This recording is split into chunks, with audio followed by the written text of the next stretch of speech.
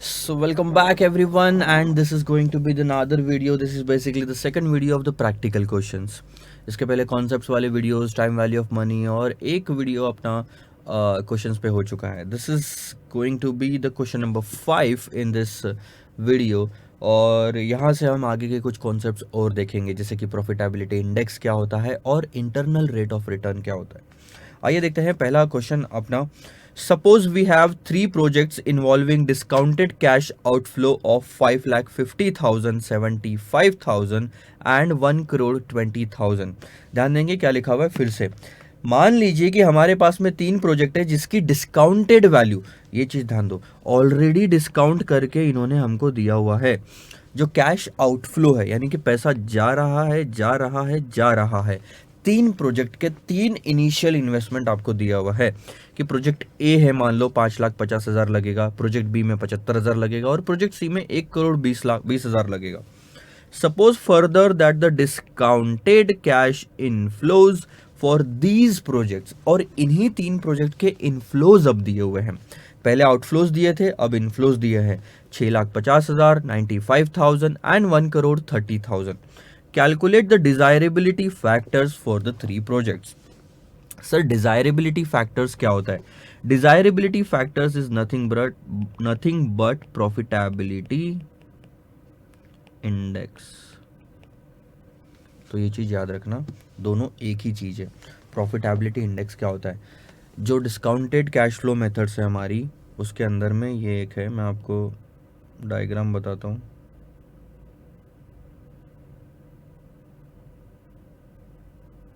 ध्यान देंगे यहाँ पे.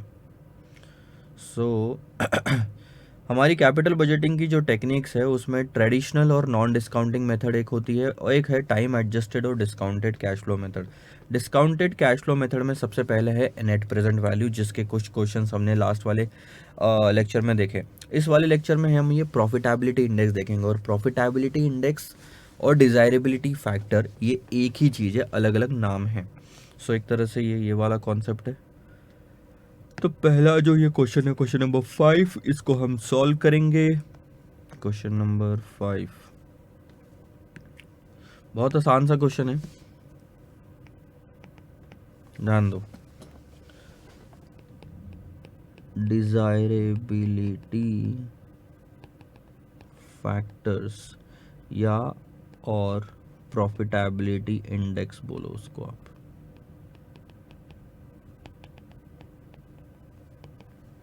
सो ये कैसे निकालते हैं sir? Present value of cash inflows divided by present value of cash outflows, अगर आपको समझा होगा तो.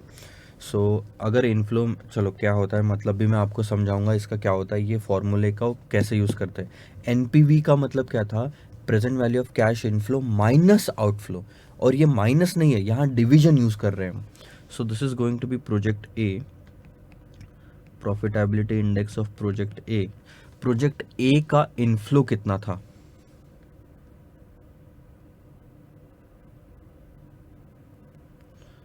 अगर आप इनफ्लो देखोगे तो that is 6,50,000 and outflow is 5,50,000. 6 lakh,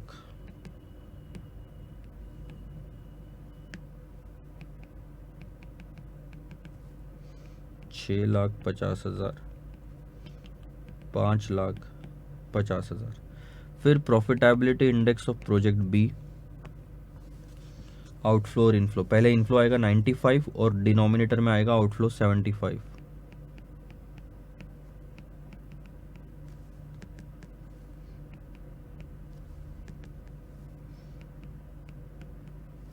फिर profitability index of project C 1,30,000 और 1,20,000.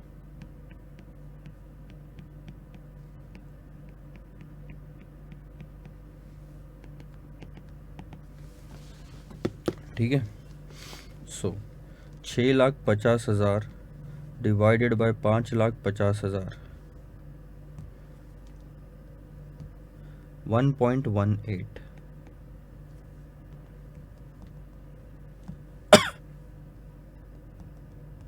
1.26.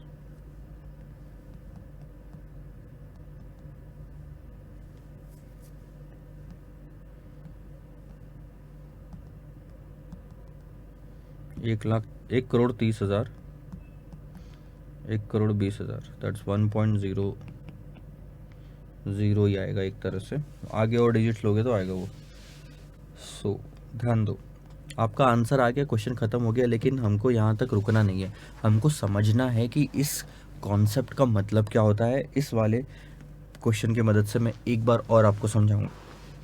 प्रॉफिटेबिलिटी इंडेक्स आपको ये बताता है कि 1 रुपए के आउटफ्लो, क्योंकि डिनोमिनेटर में आउटफ्लो ले रहे हैं हम, 1 रुपए के आउटफ्लो के बदले जेब से 1 रुपया जब जाता है तो उसके बदले में कितना आता है।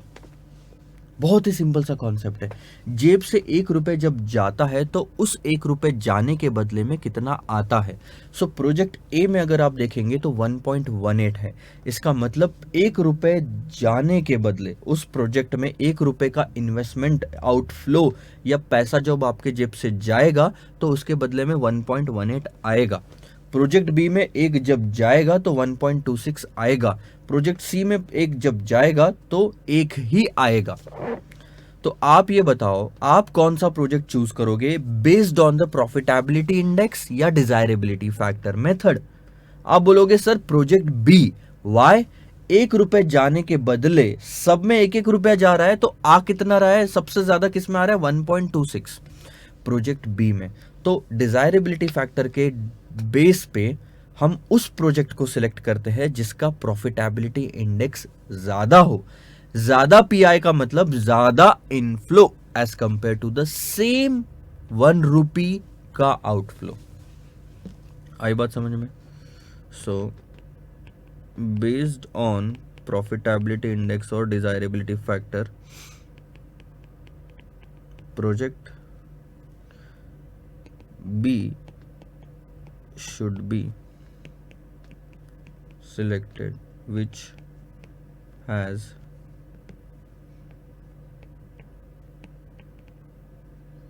highest PI। But practical life में आप सर बताइए इसका क्या इस्तेमाल है। देखो, प्रैक्टिकल लाइफ में आप प्रोजेक्ट बी नहीं सिलेक्ट करते। मान के चलता हूं कि तीनों प्रोजेक्ट को कंप्लीट करने के लिए 1 ही साल लगना है। 2 साल, 3 साल, 5 साल कुछ भी ले सकते हो, हम 1 साल मान के चलते हैं। अगर मैं होता और प्रैक्टिकल लाइफ में मुझे डिसीजन लेना होता कि 3 में से कौन से प्रोजेक्ट में इन्वेस्टमेंट करूं, तो मैं प्रोजेक्ट ए में इन्वेस्टमेंट करता जिसमें 1.18 पीआई आ रहा है। बेसिकली जब मैं इन्वेस्टमेंट का डिसीजन प्रैक्टिकल लाइफ में लूंगा तब प्रॉफिटेबिलिटी इंडेक्स का कोई इस्तेमाल नहीं होता। क्यों? अगर आप ध्यान से देखोगे तो 1 साल मेहनत करने के बाद प्रोजेक्ट बी में जब आपने 75,000 यानी 75,000 डाले थे तो रिटर्न में कितना मिला, 95,000। कितना एक्स्ट्रा कमाया, 20,000। लेकिन प्रोजेक्ट ए में आप 5,50,000 डालने के बाद 6,50,000, 6,50,000 कमा पा रहे हो, 1 लाख एक्स्ट्रा मिल रहा है। मेहनत आपने उसी 1 साल में की है, लेकिन 1 लाख रुपए प्रोजेक्ट ए में मिल रहा है, 20,000 एक्स्ट्रा प्रोजेक्ट बी में मिल रहा है, और प्रोजेक्ट सी में आपको मिल रहा है सिर्फ 10,000 रुपए एक्स्ट्रा। तो सी तो कैसे भी नहीं आता, वैसे भी नहीं आता। सबसे पहले आप प्रोजेक्ट ए सिलेक्ट करोगे प्रैक्टिकल लाइफ में, क्योंकि प्रॉफिटेबिलिटी इंडेक्स आप प्रैक्टिकल लाइफ में यूज नहीं करते। आप जो यूज करते हो प्रैक्टिकल लाइफ में वो है नेट प्रेजेंट वैल्यू। ठीक है, आगे बढ़ते हैं। ये वाला क्वेश्चन आपका कंप्लीट हुआ। 5 मिनट आप ले लीजिए और इस क्वेश्चन का आंसर लिख लीजिए। मैं तब तक के लिए इंतजार करता हूँ। पानी तो है मेरे पास, तब तक मैं पानी भी पी लेता हूँ।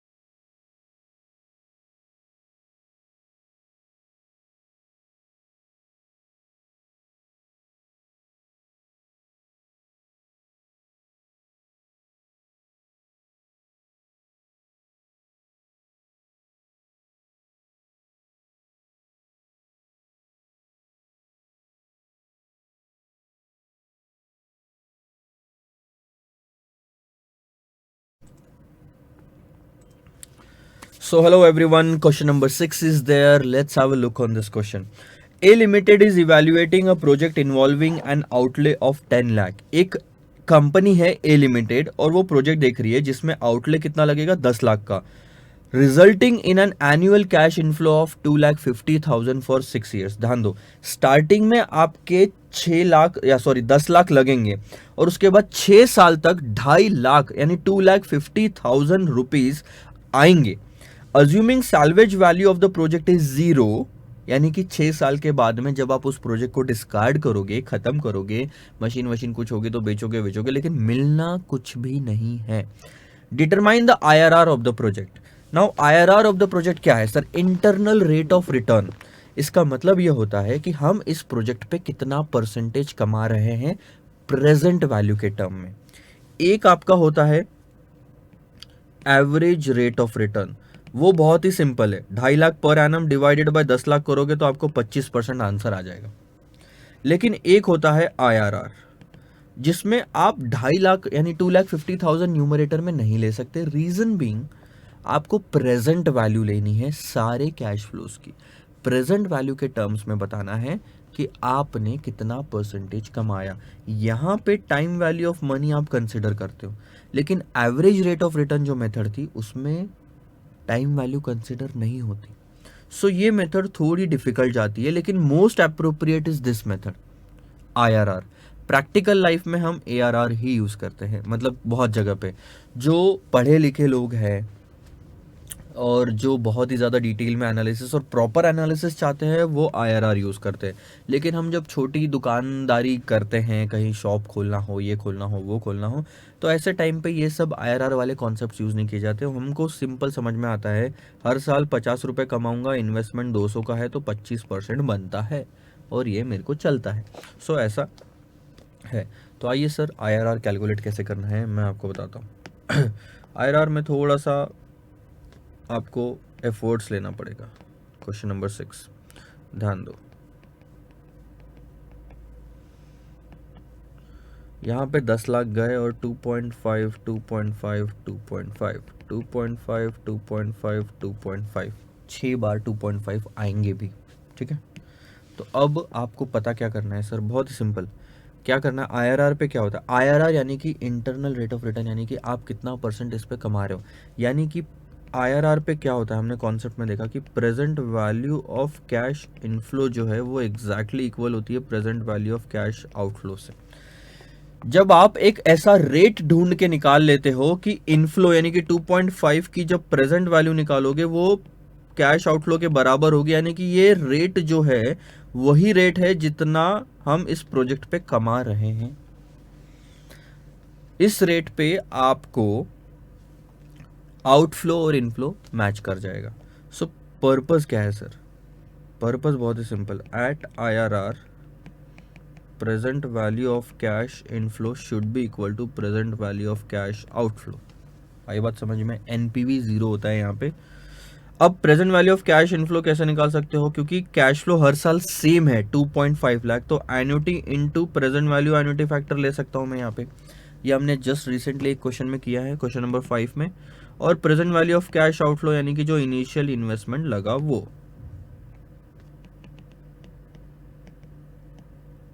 ठीक है. अब एन्युटी जो है यानी हर साल आप कितना कमा रहे हो, 2.5 लाख का आपको कैश फ्लो हो रहा है. यहाँ पे कैश फ्लो ही दिया है ना, हाँ ठीक है. अगर प्रॉफिट दिया होता तो उसको कैश फ्लो में कन्वर्ट करते थे, लेकिन ठीक है. अब ये आपको नहीं पता प्रेजेंट वैल्यू एन्युटी फैक्टर, और इनिशियल इन्वेस्टमेंट जो है वो है 10 लाख का. सो प्रेजेंट वैल्यू एन्युटी फैक्टर जो आ रहा है वो है आपका 4. अब प्रेजेंट वैल्यू एन्युटी फैक्टर में यहाँ पे परसेंटेज होता है और यहाँ पे लाइफ होती है जो कि है 6 साल. हमको इस क्वेश्चन में वो परसेंटेज निकालना है. ऐसा परसेंटेज, ध्यान दो अब क्या कहाँ तक आ गए हम, ऐसा परसेंटेज जिसके 6 साल के प्रेजेंट वैल्यू फैक्टर की टोटल की जाए तो 4 आनी चाहिए. अब ये कैसे निकालोगे? अब आपको अगर क्वेश्चन में टेबल दिया हुआ होता तो बहुत आसान हो जाती कहानी, लेकिन अगर टेबल भी नहीं दिया है तो फिर आप कैसे निकालोगे? यहाँ पे हम यूज करते हैं trial and error method. Using trial and error method internal rate of return वाला जो वीडियो है उसको अच्छे से एक बार फिर से देखिए, उसके अंदर में हमने ये सारी चीज़ें एक्सप्लेन की हुई है। सो ट्रायल एंड एरर मेथड में क्या होता है, हम अपने मन से अंदाज़ा लेके देखते हैं कि let's say IRR rate of interest जो है हमने अगर 15% लिया तो 6 साल का एन्युटी फैक्टर कितना आता है। हमारा पर्पस क्या है कि ऐसा रेट ऑफ इंटरेस्ट निकालो जिसका 6 साल का फैक्टर 4 आए। ठीक है, सो मैं 15% लेके देखता हूँ। पहले तो मेमोरी क्लियर कर लेते हैं। मुझे एन्युटी फैक्टर निकालने में थोड़ा टाइम लगता है क्योंकि मैं ये इस कैलकुलेटर में निकाल रहा हूँ। आपका जो कैलकुलेटर है उसमें ईजी हो जाता है, मैं भी वो कैलकुलेटर यूज़ कर सकता हूँ बट आपको कुछ पता ही नहीं चलेगा मैं कर क्या रहा हूँ। Divided by 1.15 equal to M plus equal to M plus equal to, अच्छा सॉरी, चलो एक काम करते हैं ना, अगर जब है ही हमारे पास में तो पूरा यूज़ करते हैं।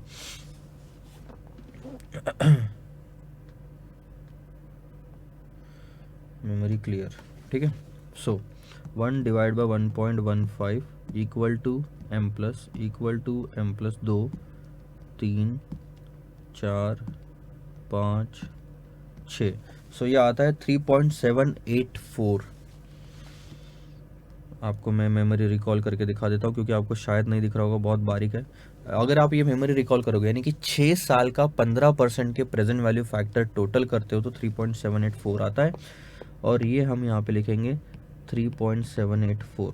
अब ध्यान दो एक चीज, हमको कितना चाहिए 4, और हम 4 के बहुत नज़दीक पहुंच चुके हैं। 3.784 से 4 तक जाने के लिए आपको प्रेजेंट वैल्यू एन्युटी फैक्टर बढ़ाने की ज़रूरत है। जब एन्युटी फैक्टर बढ़ाना है तो रेट आपको गिराना पड़ेगा क्योंकि कम रेट पे ज़्यादा फैक्टर आता है। सो 15 के बाद आप नेक्स्ट रेट लेंगे, इसीलिए इसको ट्रायल एंड एरर बोलते हैं क्योंकि हम कोशिश करके देखते हैं इसमें। हम नेक्स्ट रेट जो लेंगे वो है 12% का। मन से ले लो, आप 13 भी ले सकते हो, 11 भी ले सकते हो। 1.12 इक्वल टू एम प्लस 1 2 3 4 5 6। सो मैंने 6 लिया और मेमोरी रिकॉल करता हूँ तो 12% से 12% से 6 साल का फैक्टर आता है 4.111।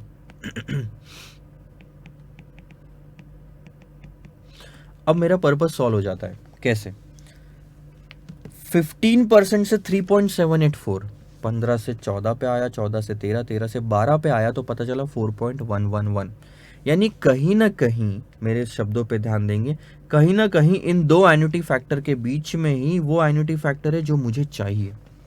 3.784 से आगे बढ़ते जाओ, आपको पता चलेगा 4 इन दोनों के बीच में आता है। यानी एक चीज, अब हम यहाँ पे इंटरपोलेशन यूज करेंगे तो एक चीज समझो, 3% अगर आप नीचे गिरते हो तो कितना डिस्टेंस कवर किया आपने, 3.784 माइनस 4.111, तो डिस्टेंस आपने कवर किया 0.327। मैं डिफरेंस नहीं बोल रहा हूं, मैं डिस्टेंस की बात कर रहा हूं। डिस्टेंस कभी निगेटिव में नहीं होता। यानी कि बात को समझो, 3% नीचे गिरने पे 0.327 स्टेप्स आगे बढ़ता हूं। 3% नीचे गिरने पे 0.327 स्टेप्स आगे बढ़ता हूं। ठीक है, कम से कम आपका रेट 15% का है और आपको नीचे जाना है, इसलिए मैं यहाँ पे लिखता हूँ 15% से हमने शुरू किया और 15 से हम नीचे जा रहे थे, 15 से 12 आया ना, नीचे जाना है तो माइनस होएगा, 15 में से माइनस होएगा। अब ध्यान दो, 3% आप नीचे गिरते हो तो 0.327 स्टेप्स आगे बढ़ते हो, लेकिन आपको कितना आगे बढ़ना था सर, 3.784 से सिर्फ 4 तक जाना था। तो इन दोनों के बीच में डिस्टेंस कितना, 0.216। आपको सिर्फ 0.216 का ही डिस्टेंस कवर करना था, आपको सिर्फ 0.216 का ही डिफरेंस कवर करना था। अब मेरी बात को समझोगे, 3% नीचे जाता हूं तो 0.327 जो है 0.327 का डिस्टेंस कवर करता हूं, लेकिन मुझे तो सिर्फ 0.216 का ही डिस्टेंस कवर करना था, कम डिस्टेंस कवर करना था। सो आप इसको मल्टीप्लाई करेंगे, कितना डिस्टेंस आपको कवर करना था, 0.216 का ही। सो 3 डिवाइडेड बाय 0.327 जब आप करते हो तो पता लगाते हो कि एक स्टेप आगे बढ़ने के लिए कितना परसेंटेज गिरना पड़ेगा। ऊपर में नीचे में क्या है, स्टेप्स है, तो नीचे वाली चीज बेस बनेगी। एक स्टेप आगे बढ़ने के लिए कितना परसेंट गिरना पड़ेगा, फिर 0.216 स्टेप आगे बढ़ने के लिए कितना गिरना पड़ेगा। सो यहां से आपका आंसर आ जाएगा। अब ये सारा जो कॉन्सेप्ट है ये हमने इंटरपोलेशन का आईआरआर वाली मेथड में देखा था।